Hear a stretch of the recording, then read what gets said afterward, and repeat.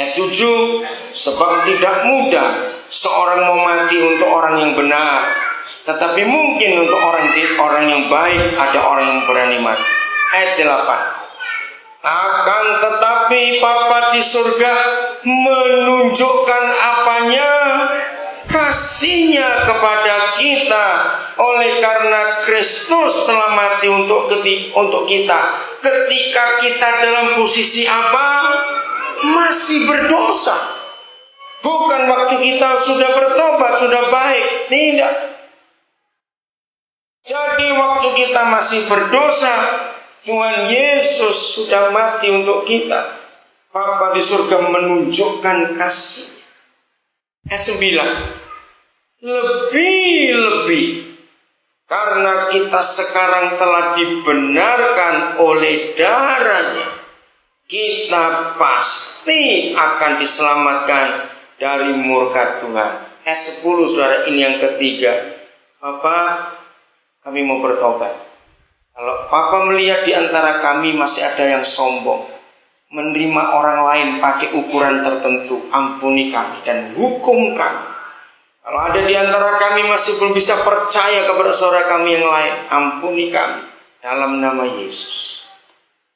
Ayat 10, perhatikan. Sebab jikalau kita ketika masih apa? Setru. Coba saudara perhatikan, apa bedanya musuh dengan setru? Mana lebih jahat? Musuh atau setru? Setru. Justru ketika kita masih jadi seterunya Tuhan, bukan cuma musuh, kita diperdamaikan dengan Bapa oleh kematian anaknya. Lebih-lebih kita yang sekarang telah diperdamaikan pasti akan diselamatkan oleh hidup. Jadi ketika Tuhan Yesus menerima kita, kita dalam 3 kondisi itu. Lemah, durhaka, apalagi tadi? Setru. Ya. Itulah 3 kondisi kita. Justru bukan waktu kita benar, tidak. Maka itu ayo saudara kita belajar saling menerima. Saya ingin semua saudara bisa menggunakan hukum ini mulai hari ini. Maaf lagi sekali kalau saya cerita tentang saya lagi. Ayo yang lain lakukan. Belajar betul-betul. Dari semua kita yang ada di sini. Saudara, kenapa saya gampang menerima orang? Saya kalau terima orang, saya nggak pernah tanya latar belakang apa-apa, tidak. Kalau Roh Kudus ngomong sesuatu, saya akan kerjakan. Ayo, kita pakai syarat itu. Maaf, bukan berarti saya akan mengungkit, tapi mari. Bagi beberapa saudara, maaf ya, jangan tersinggung. Ini untuk kemuliaan Tuhan. Bagi beberapa di antara saudara, ada 1-2 orang yang kenal saudara. Sudah ditolak di sana, tolak di situ. Maaf, saya cuma cerita ya, kemuliaan untuk Tuhan. Tapi kenapa saudara bisa ada dengan kita semua di sini? Karena prinsip ini yang saya pakai. Ayo belajar menerima orang, nggak melihat apa latar belakangnya. Betul? Kalau kita nggak melihat latar belakangnya, termasuk latar belakang kejahatan atau kesalahan yang pernah dibuat.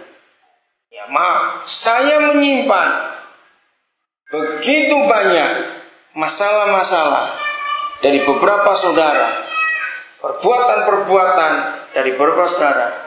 Karena ketika pemimpin-pemimpin saudara dulu sebelum bergabung di sini tahu kalau saudara bergabung di sini, saya ditelepon, saya di SMS. Mereka pasti tahu. Ada yang bilang, Koden tahu nggak? Bapak tahu nggak? Saya cuma jawab, kalau Tuhan sebagai Papa saya memberi kesempatan kepada kita, kenapa saya nggak memberi kesempatan pada orang itu? Ngerti kata ini saudara? Karena konsep ini. saya sering marah kepada saudara? Kalau saudara nggak bisa terima saudaramu yang lain, saya pasti marah kepada saudara. Karena ingat latar belakang kita semua. Ayo kita ingat itu. Dan dunia membutuhkan ini. Diterima, kata itu penting. Diterima itu kata yang penting sekali. Maka orang itu akan sembuh, orang itu akan dipulihkan, dan orang itu merasa dihargai dalam hidupnya. Bayangkan dalam kondisi kita masih seperti itu, kan tiga-tiganya nggak enak semua, bukan? Lemah, durhaka, masih menjadi setru, masih berdosa. Justru dalam kondisi seperti itu, Yesus Tuhan kita mati untuk kita. Kalau kita melakukan cara ini, dunia pasti sembuh, dunia pasti sembuh. Itu pasti. Kita lanjutkan. Kitab Filemon. Saya belajar kitab Filemon ini menarik sekali. Ayat 1. Ya cuma satu pasal Filemon. Ayat 1. Dari Paulus, seorang apa? Hukuman. Mendengar kata hukuman itu sudah gak enak. Dari Paulus seorang hukuman karena Kristus Yesus. Dan dari Timotius saudara kita kepada Filemon yang kekasih, teman sekerja kami.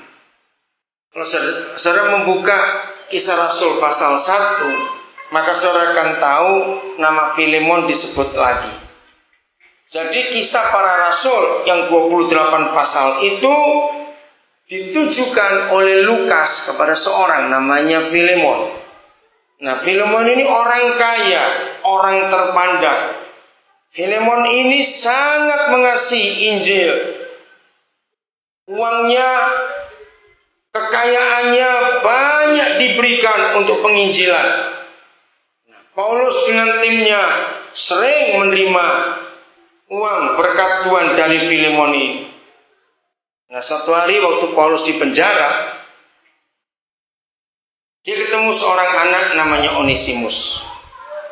Nah, ketika hari anak itu mau dibebaskan, anak itu nggak mau keluar dari penjara. Dia minta tinggal di situ saja. Nah, Paulus bingung. Semua orang yang cepat-cepat keluar, dia bebas, dia nggak mau keluar. Nah, gara-gara peristiwa itu, maka muncullah firman ini, surat kepada Filemon. Ternyata Onesimus itu mantan karyawannya Filemon. Sayang dalam kitab ini tidak dituliskan apa kriminal yang dibuat oleh Filemon. Yang jelas Onesimus yang dibuat oleh Onesimus kepada Filemon. Yang jelas Onesimus dipenjarakan oleh Filemon.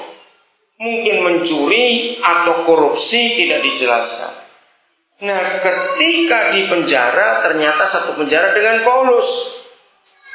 Nah, dia jumpa Tuhan Yesus lewat Paulus. Bahkan ternyata Onesimus itu anak yang tidak punya figur ayah sejak kecil. Jadi Paulus dianggap sebagai ayahnya. Dan dia nggak mau keluar.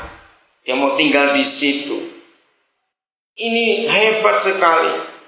Nah, saudara, lalu Paulus tulis surat kepada Filemon supaya dia menerima kembali Onesimus. Nah, kata menerima muncul lagi dalam ayat ini. Diterima. Oke. Saya akan baca mulai ayat yang ke-7. Dari kasihmu sudah kuperoleh kegembiraan besar dan kekuatan. Sebab berarti orang-orang kudus telah kau hiburkan, saudaraku. Jadi Filemon ini juga kepada orang-orang percaya, hatinya murah sekali. Karena itu, ayat 8, sekalipun di dalam Kristus aku mempunyai kebebasan penuh untuk memerintahkan kepadamu apa yang harus engkau lakukan. Ya, Paulus punya hak maksudnya. Pokoknya kalau Paulus minta apa saja, Filemon pasti menurutinya. Tapi ayat 9, mengingat kasihmu itu, lebih baik aku memintanya daripadamu.